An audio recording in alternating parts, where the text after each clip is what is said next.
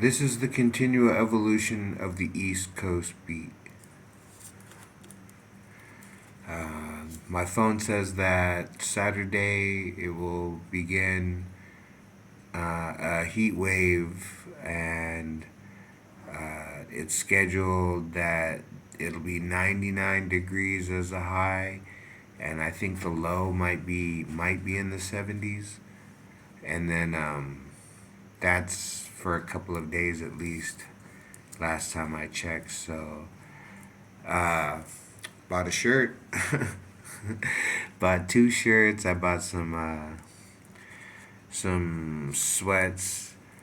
I decided if I'm gonna have to live too much longer, I'm gonna start using my body a little bit more. Not out of laziness as much. I mean, yes, there is laziness, of course. But I know that if you overtrain muscles for 40, 50 years, that by the time you're 65, you'll be very fibrotic. You'll have very fibrous muscles. And you will have lost, uh, mobility, strength. I don't know the exact extent of it, but this only occurs in long-lasting, high-level training. But I played football. I've wrestled. I played soccer. These are, 2 hour long events. And then at one point, I was practicing Muay Thai, and that was, an hour and a half class. Jiu Jitsu was an hour and a half class. Submission grappling was an hour and a half class because they were all taught at the same gym, but we had different days, different classes, different instructors. So I have used my body in a hard way, and I've been body slammed by a bald headed sheriff's deputy graduate, and,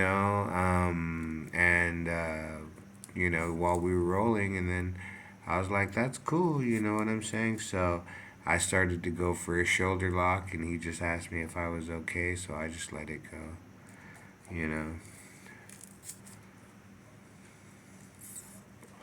But isn't that what they always say about the true meaning of martial arts is that you're so good you don't have to fight?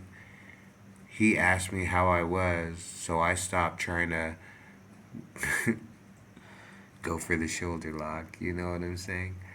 And he avoided any possible injury from not tapping, you know what I'm saying, by simply asking me. Now, that's not something that you really see too much, in a street fight or in a professional UFC fight, but he just asked me after he dropped me kind of hard, because I locked him up, and then I started to, rotate my body a little bit, and he's all, "Are you okay?" And I was like, "Okay." I just said, "That's it, I'm done." I didn't even tap out. I just simply, like, gave up. I was like, if you're gonna fucking ask me if I'm okay when I'm gonna try to go for that, that super duper, you know what I'm saying? It wasn't a true Kimura, and it wasn't a true triangle, but I knew I could get something out of it, and I was about ready to launch. It was kind of like how, you watch the video of the guy, how he touches the top of the cobra's head, and then the cobra just bows down and doesn't even strike. That's how it was with me. So whatever he learned in sheriff's deputy class worked on me that time. You know what I'm saying? So, but yes, that's one thing. The East Coast beat teaches uh, is that is nonviolence possible? In leadership position, nonviolence should be the norm. By the time you're a leader, it should be established, and there shouldn't be any violence on the council. You know what I'm saying? In between members like that, but at some level, what must be done? You know what I'm saying? I mean, if you from every, I mean, everything from, like, if you live in a bad enough city, people will break into utility boxes and shit like that for metal, and then leave the lights not running in a city block. You know what I'm saying? for $50 or $150 or $300. So for that much money, they'll set off the system. And then the system, the lights are all glowing, and then everybody's got to wait in line. You know what I'm saying? But that's the whole thing. Why did you stop? Why didn't you stop doing what you always did and did something new that day? If you were going to work and the lights weren't working, why can't you just say, you know what? I'd like to go visit my aunt in Arizona today. I'm just going to drive out there because I've got a car and a tank full of gas, and I'm going to call my boss and tell him I need a sick day because whatever, the roads are backed up and it's going to take too long to get there on time, and now you just would rather, whatever. I don't know. I mean, I remember one time, I thought to myself, I would like to be able. This was after I came back from the army, though.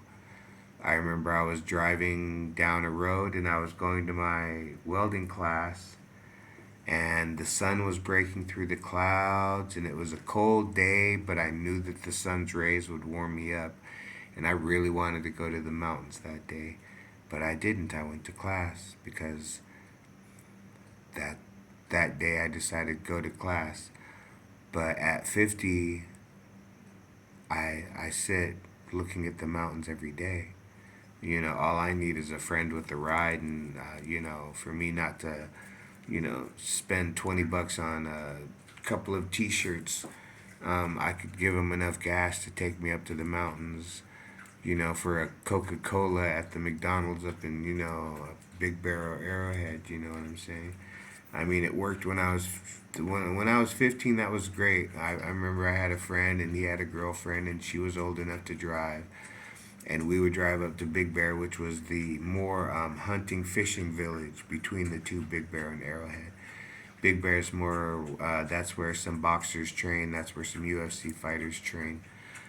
So it's more that orientated area, and we would go up to the Big Bear Lake, and then we would go somewhere and get a soda and drink soda and look at the lake. And I mean, cause like and when we go to Lake Arrowhead, we'd go to the McDonald's and get fries and a soda and look at the lake because that's not what we saw every day. We were from a very dry valley, where our river is turned into a concrete wash. You know what I'm saying?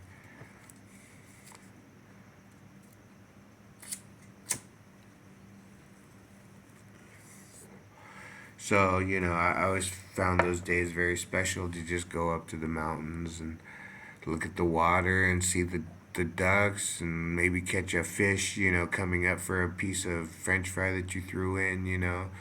I mean, that was cool. Fishing's all right for me. I mean, it's something to do when you're young. But personally, I just have um, I keep it's the hook. I've been stuck too many times. I'm done with it. You know what I'm saying?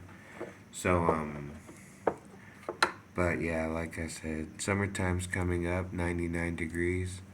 Um, you know, it's 1:42 in the morning because it's finally cool enough to just sit with the windows open and not have to run an AC, not to have to run a fan, not have to take a 2 hour nap before the heat wave hits you. You know what I'm saying? So I plan on staying inside a little bit more, but like I said, there's things I do. I volunteer. I go places.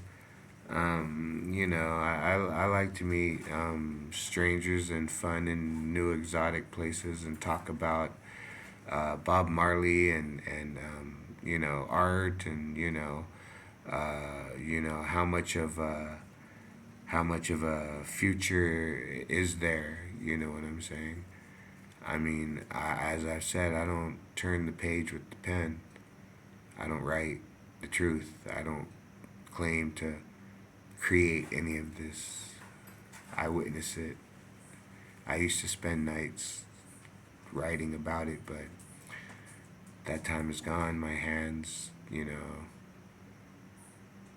feel too much. So, but I don't create, so I'm free. What I say is the truth as I see it.